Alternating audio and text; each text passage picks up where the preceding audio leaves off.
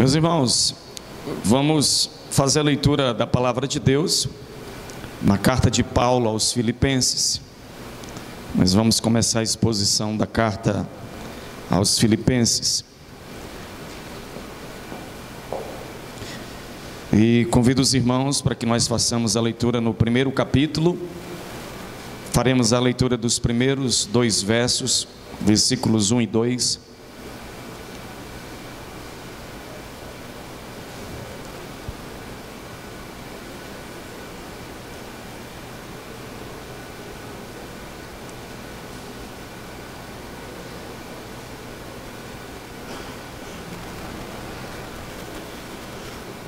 Filipenses capítulo 1, versos 1 e 2, diz assim a palavra do nosso Deus: Paulo e Timóteo, servos de Cristo Jesus, a todos os santos em Cristo Jesus que estão em Filipos, com os bispos e diáconos, a vocês, graça e paz da parte de Deus nosso Pai e do Senhor Jesus Cristo. Amém. Bendito Deus e Pai, te louvamos nessa noite, exaltamos o teu nome, ó Deus, te agradecemos por aqui estarmos diante do Senhor. Obrigado pelo dia, obrigado por essa noite, ó Deus, e nesse momento nós te pedimos que pela tua eterna bondade e graça, mais uma vez o teu Espírito Santo nos conduza na compreensão da tua palavra, Senhor, que o nosso entendimento, o nosso coração tornem-se terras férteis para a semente da tua boa palavra. Senhor, que nós venhamos amadurecer mediante a tua exortação, ao teu consolo, mediante, Senhor, a tudo aquilo que tu tens a tratar conosco como verdade eterna para a vida dos teus santos. Assim, Senhor, nós te pedimos, nós te agradecemos, em nome de Jesus Cristo, teu Filho amado. Amém e amém. Meus irmãos, nessa palavra introdutória que nós queremos dar início à exposição da carta de Paulo aos Filipenses, se faz necessário nós mencionarmos alguns registros naquilo que diz respeito ao pano de fundo histórico, a condição em que esta carta fora escrita pelo apóstolo Paulo. Esta carta é uma das famosas epístolas da prisão. Nós somos sabedores de que Paulo escrevera algumas epístolas, algumas cartas, enquanto ele foi preso em meados do ano 60 ao ano 67 da era cristã. E a carta aos Filipenses, junto com a carta aos Colossenses, aos Efésios e a carta de Filemon, estas constituem esse famoso grupo de cartas da prisão, tá certo? Esta é uma carta que tem como abordagem central o tema em si da carta de Paulo aos irmãos que compunham a igreja de Filipos. Era a questão da alegria dos crentes, a alegria daqueles que servem a Deus. É uma alegria que não é destinada a alguma coisa, mas a alegria da igreja, a alegria do crente, ela é personificada, ela é uma pessoa. E na própria carta nós vamos encontrar no capítulo 4, Paulo falando assertivamente a questão e a importância da alegria. Tanto é que nós encontramos por 14 vezes a expressão, a exortação da parte de Paulo, para que os irmãos pudessem ter uma vida em alegria, e essa alegria em Deus, a alegria no Senhor, ou seja, essa personificação da alegria cristã, da alegria daqueles que temem, que amam a Deus, não pode estar nas coisas, nas circunstâncias ou em algo temporal. A alegria do crente, a alegria dos que amam a Deus, é justamente a pessoa de Deus, o ser de Deus. Daí a necessidade de Paulo escrever esta carta. Somos sabedores também de que Paulo, ele fundou essa igreja durante a sua segunda viagem missionária, tá certo? E Paulo, ele tem uma visão de um mancebo chamando-o para passar a Macedônia. É o que está escrito no livro de Atos, no capítulo 16. O capítulo 16, parte do capítulo 16 do livro de Atos, nos conta a história da fundação dessa igreja, como a junta missionária, composta por Paulo e Silas, juntamente com Lucas, chegaram até a Macedônia, e mais especificamente na cidade de Filipos, e ali se estabeleceram, e pela misericórdia de Deus, o evangelho foi pregado, o evangelho alcançou os seus objetivos, vidas foram alcançadas, vidas se converteram a Cristo, e ali uma igreja foi instaurada pelo poder do Espírito Santo de Deus. Então, esta foi a primeira igreja em solo europeu, tá bom? A primeira igreja que foi estabelecida em solo europeu. Quando nós lemos o livro de Atos com relação à fundação dessa igreja, nós podemos perceber que Lucas, ele se detém especificamente na conversão de 3 pessoas da cidade de Filipos.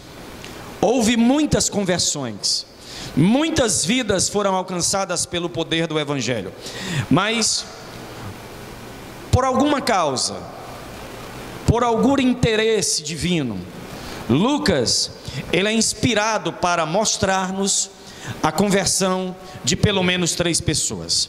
A primeira é a conversão de Lídia, uma certa vendedora de púrpura.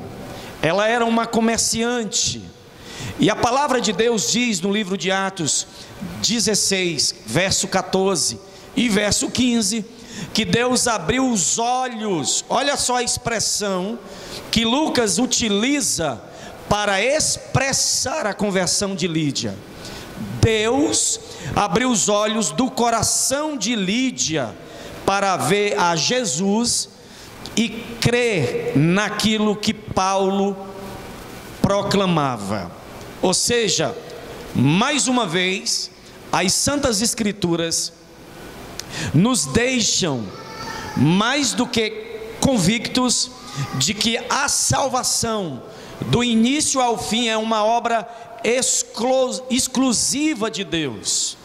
É Deus quem efetua nos pecadores, é Deus quem começa e que continua e que termina o processo da salvação da vida de pecadores. Deus abriu os olhos de Lídia, e mais na frente, na leitura de Atos, nós percebemos que não foi apenas Lídia que foi convertida, mas toda a sua casa, está no verso 15 do livro de Atos.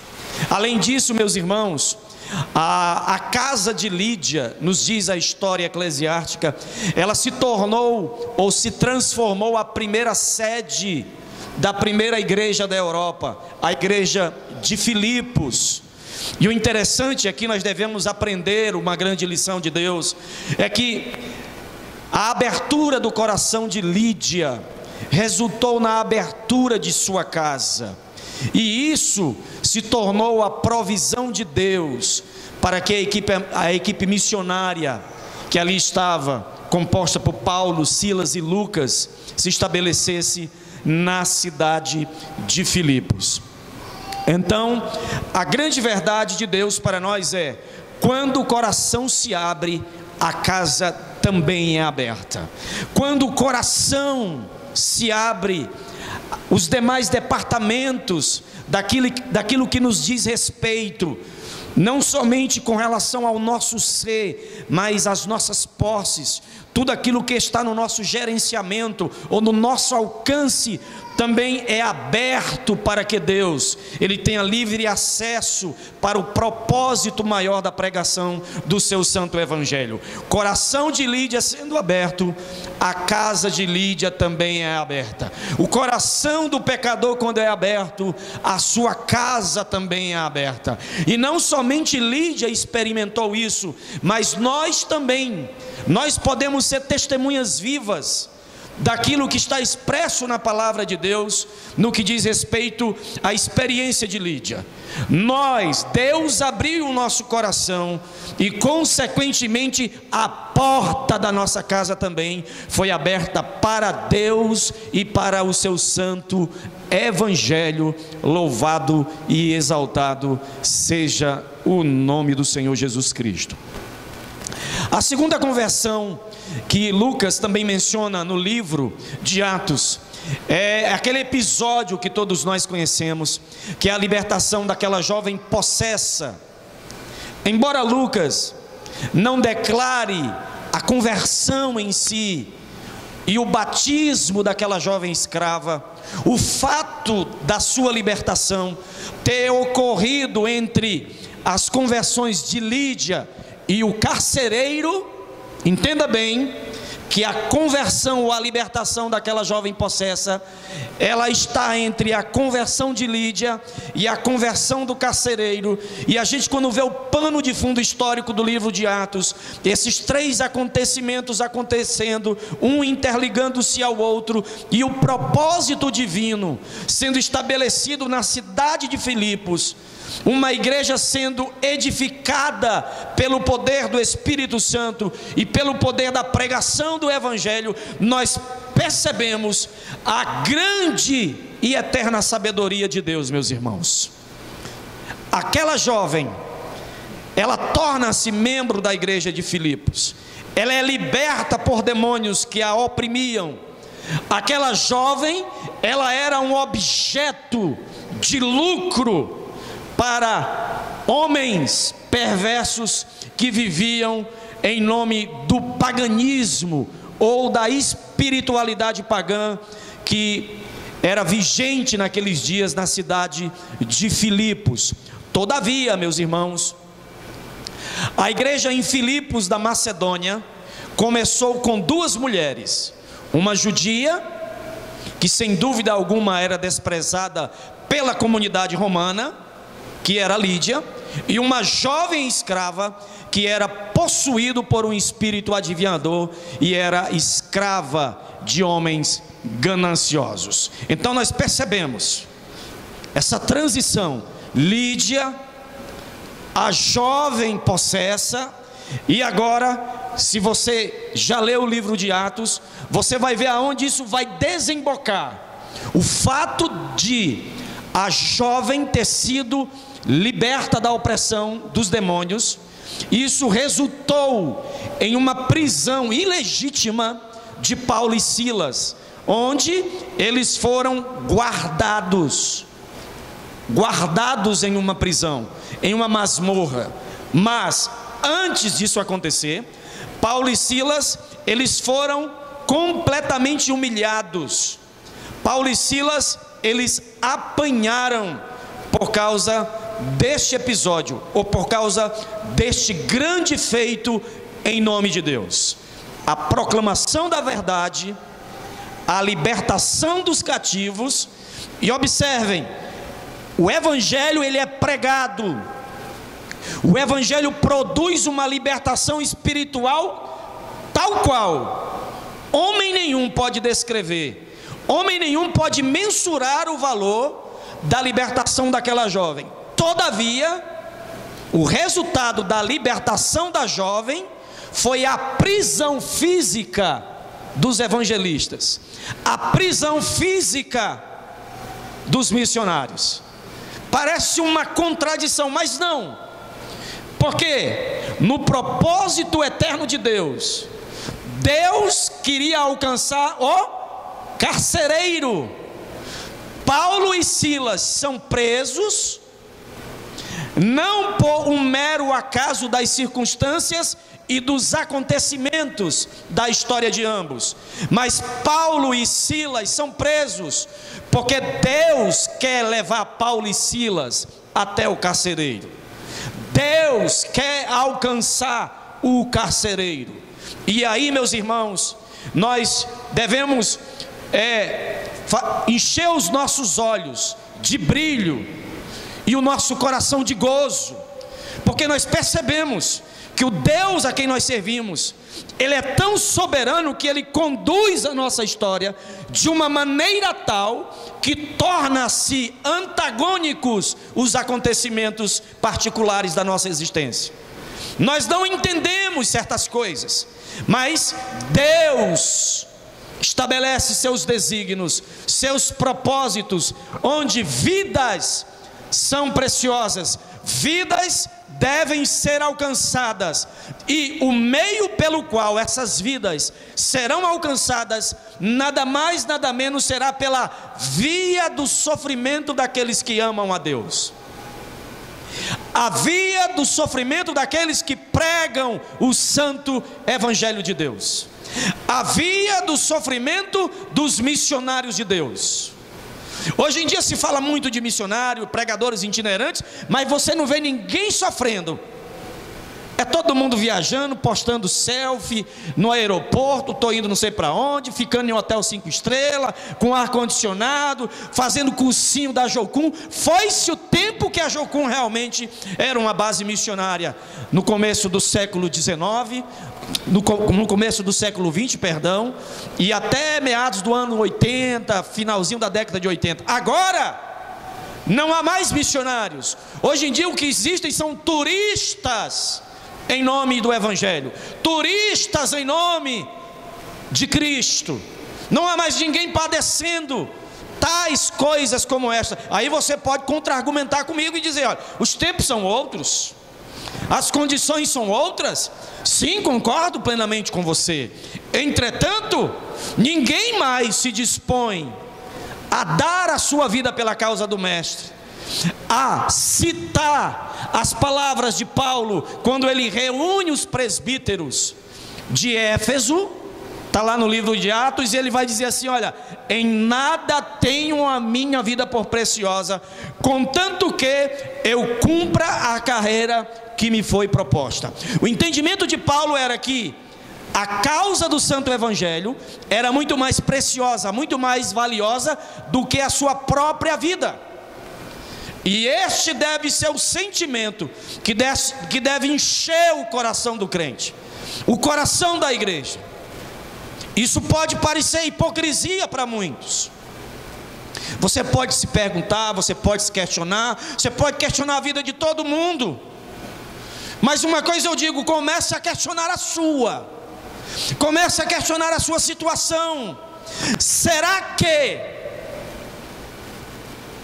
a carreira que lhe foi proposta, o objetivo, o chamado divino, aquilo que Deus colocou em suas mãos como responsabilidade de participar desta grande bênção da propagação do santo evangelho, é mais preciosa do que a sua vida, do que o seu conforto, do que a sua dor, do que a sua casa, do que a sua família? Esta deve ser a reflexão da igreja do século 21. E esta reflexão tem que começar por mim, que vos prego a palavra de Deus nessa noite. Que cada um de nós, nessa noite, sejamos instigados pelo Espírito Santo para pensarmos e nos autoavaliar com relação a estes valores, a estes fundamentos e a estes princípios do santo evangelho de Cristo. A jovem é livre, Paulo e Silas é preso. Se nós tivéssemos na vida de Paulo e Silas homens que questionassem, murmurassem os desígnios de Deus, eles diziam: está vendo aí? Mas tu foi inventar de expulsar o demônio dela. Olha o que aconteceu. Estamos presos, perdemos a nossa liberdade,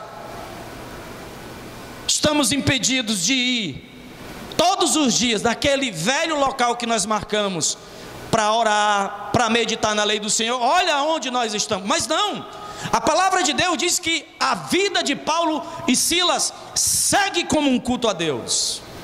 E eles presos, o culto não termina, não cessa, porque Paulo e Silas foram presos. Mas a vida de Paulo e Silas é um grande exemplo para nós, de que desde a regeneração até a glorificação, a vida do crente tem que ser um culto a Deus.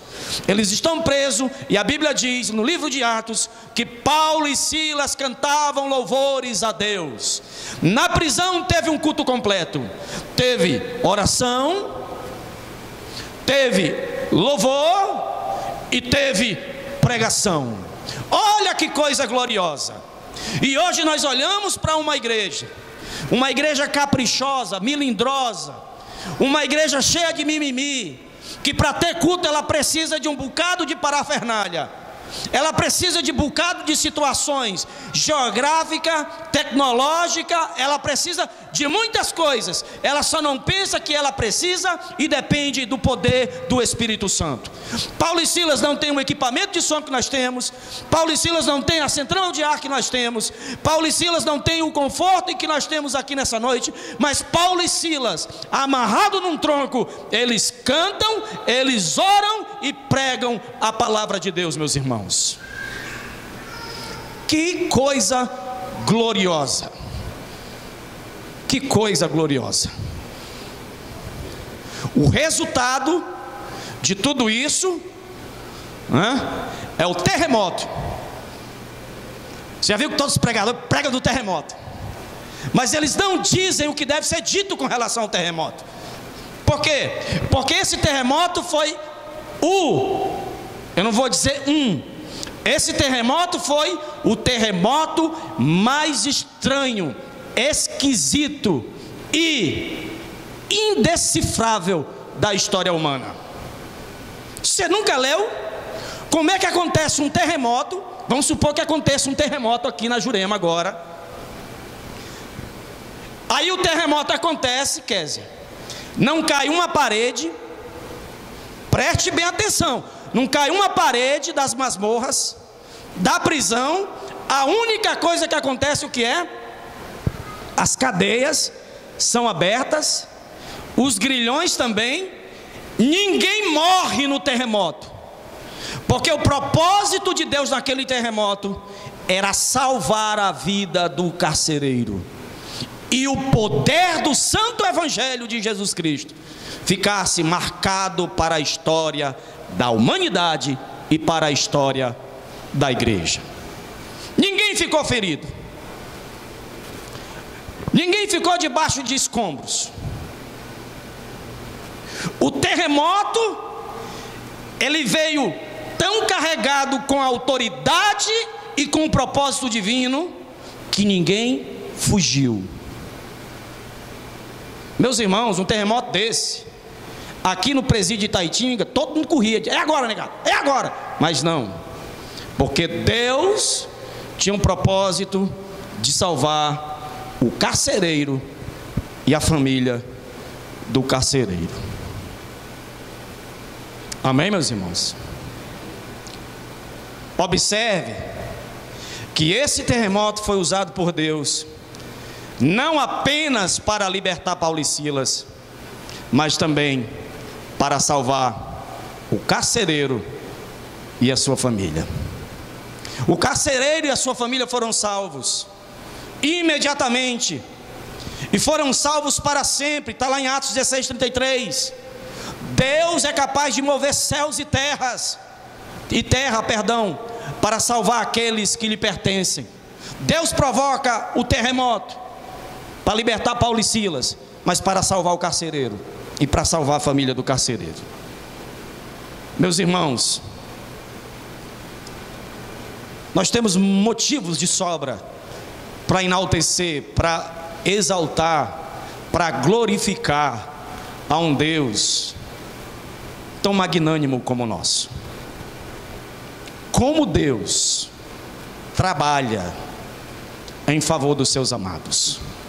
Como Deus toca, mexe em toda a sua criação, em favor dos seus escolhidos.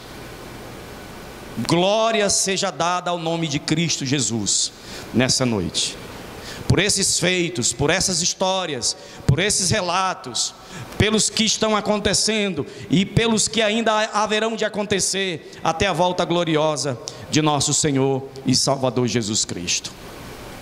Amém, meus irmãos?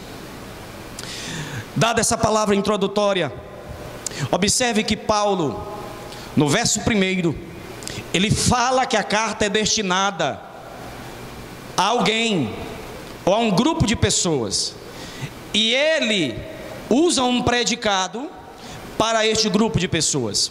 Paulo diz que este grupo são os servos.